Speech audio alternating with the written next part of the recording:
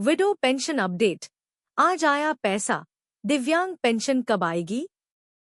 जाने पूरी डिटेल। भारत में विधवा और दिव्यांग पेंशन योजनाएं समाज के कमजोर वर्गों को आर्थिक सहायता प्रदान करने के लिए बनाई गई हैं। ये योजनाएं विधवाओं और दिव्यांग व्यक्तियों को आत्मनिर्भर बनाने और उनकी जीवन शैली को बेहतर बनाने में मदद करती हैं। हाल ही में विधवा पेंशन के भुगतान और दिव्यांग पेंशन की स्थिति को लेकर कई अपडेट्स सामने आए हैं। इस लेख में हम इन योजनाओं की पूरी जानकारी देंगे, साथ ही यह भी बताएंगे कि दिव्यांग पेंशन कब तक आएगी। विधवा पेंशन योजना, विडो पेंशन स्कीम। विधवा पेंशन योजना का उद्देश्य उन महिलाओं को वित्तीय सहायता देना है जिन्होंने अपने पति को खो दिया है और जिनके पास आय का कोई स्थायी स्रोत नहीं है। यह योजना केंद्र और राज्य सरकारों द्वारा चलाई जाती है, जिसमें हर राज्य के लिए अलग अलग नियम और लाभ होते हैं। योजना का अवलोकन। विवरण जानकारी। योजना का नाम विधवा पेंशन योजना।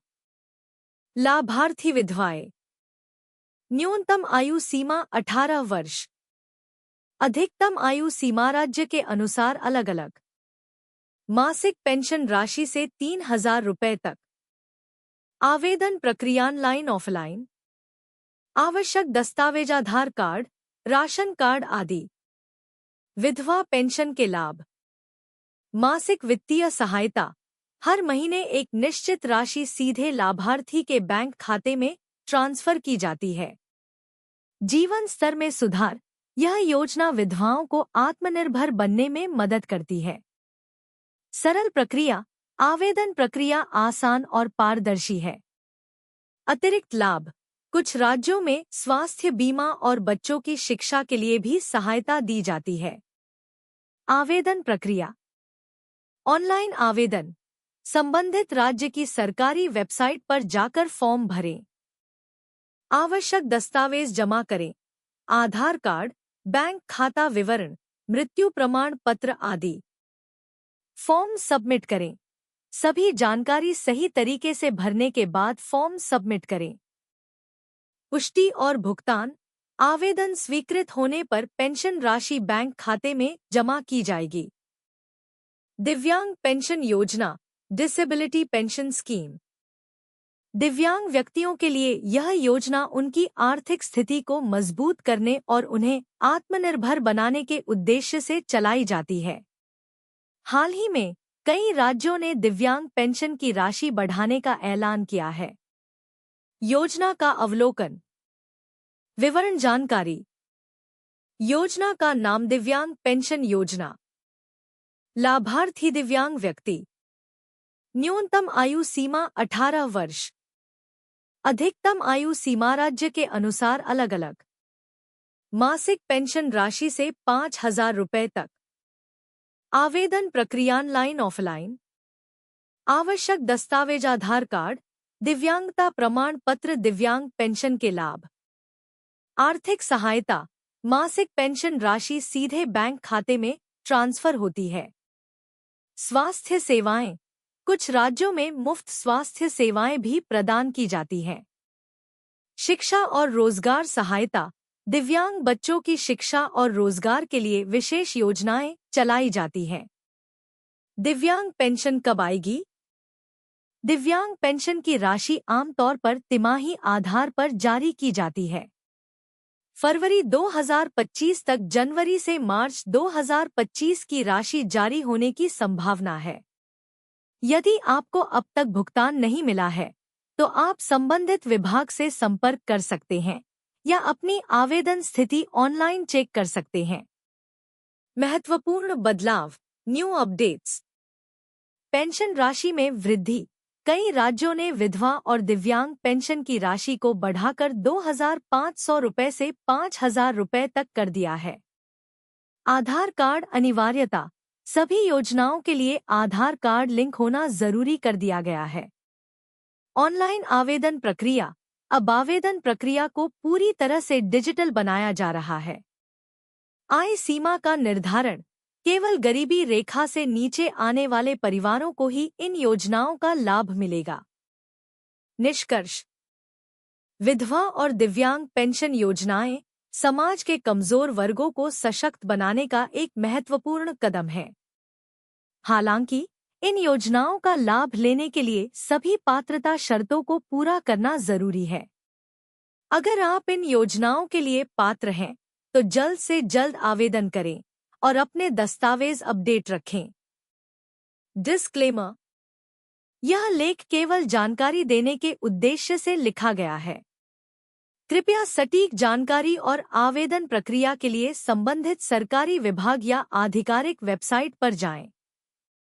भारत में प्राइवेट सेक्टर के कर्मचारियों के लिए 2025 बड़े बदलाव लेकर आया है। EPFO, employees provident fund organisation, ने नए नियमों की घोषणा की है, जिससे न केवल सैलरी बल्कि पेंशन में भी भारी बढ़ोतरी होगी। सरकार ने ईपीएस 95 एम्प्लॉयज पेंशन स्कीम 1995 के तहत वेतन सीमा वेज सीलिंग को 15,000 रुपये से बढ़ाकर 21,000 रुपये करने का प्रस्ताव रखा है। इसके साथ ही न्यूनतम पेंशन 1,000 रुपये से बढ़ाकर 7,500 रुपये करने की मांग चल रही है।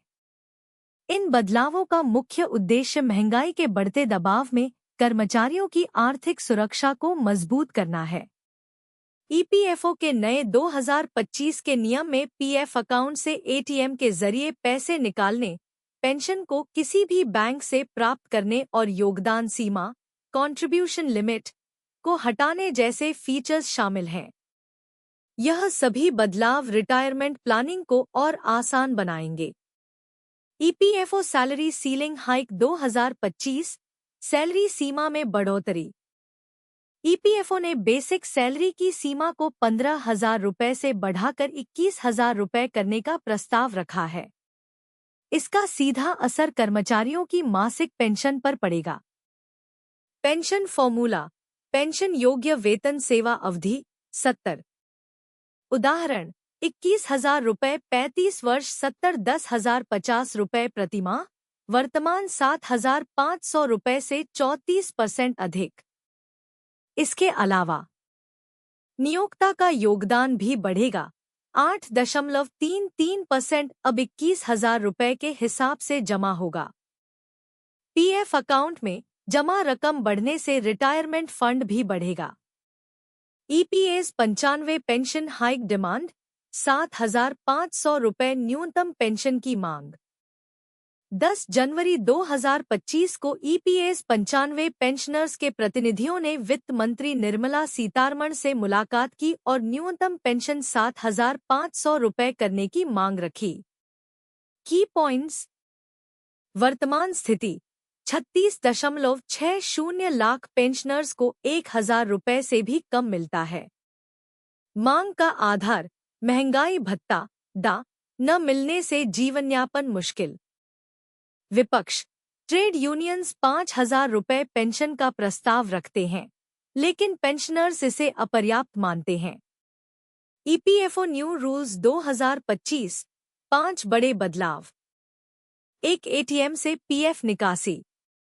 2025 से 26 से ईपीएफओ सदस्य एटीएम कार्ड का उपयोग करके अपने पीएफ फंड निकाल सकेंगे। यह सुविधा विशेष रूप से इमरजेंसी केस में उपयोगी होगी। 2. योगदान सीमा खत्म। अब कर्मचारी अपनी एक्चुअल सैलरी के 12% तक ईपीएफ में योगदान दे सकेंगे, पहले 15,000 रुपये तक सीमित था। 3. Centralised pension payment system सीपीपीएस।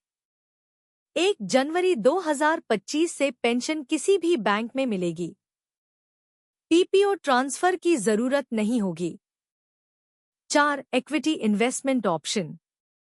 EPFO सदस्य अपने फंड का कुछ हिस्सा सीधे शेयर मार्केट में निवेश कर सकेंगे, अभी केवल ईटीएफ्स में निवेश होता है। 5. IT system upgrade. जून 2025 तक ईपीएफओ का नया आईटी सिस्टम लॉन्च होगा, जिससे क्लेम प्रोसेस तेज और पारदर्शी होगा।